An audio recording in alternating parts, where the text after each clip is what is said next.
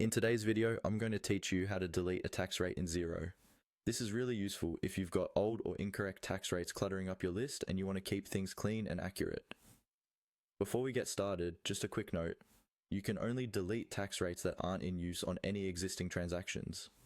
So if Xero won't let you delete one later, it's usually because it's been used on invoices, bills, or other entries. Let's jump into Xero.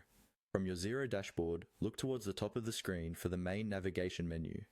Here, find and click on the option labeled Tax. This is your starting point for anything related to tax settings and returns in Xero. When you click Tax, it will take you into the tax area where you can manage everything related to your organization's tax setup. Once you're in the tax section, look for an option called Tax Settings. Go ahead and click on Tax Settings. This page is where Xero keeps the configuration for how taxes work in your organization, including the list of tax rates you've created.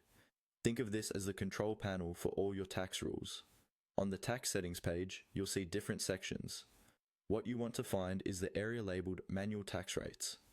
These are the tax rates that have been manually created or customized for your business, rather than the default ones that Xero may provide.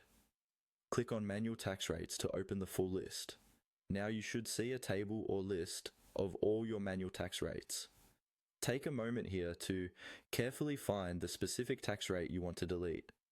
Make sure you're choosing the correct one, because once it's removed, you can't use it anymore on new transactions. Click on the tax rate name to select it and open its details. At the top of the tax rate details, above the tax name, you'll see an option to delete. Click on Delete. Xero may ask you to confirm that you really want to remove this tax rate. If you're sure it's not needed and isn't being used on any current transactions, confirm the deletion. And that's it. You've successfully deleted a tax rate in Xero.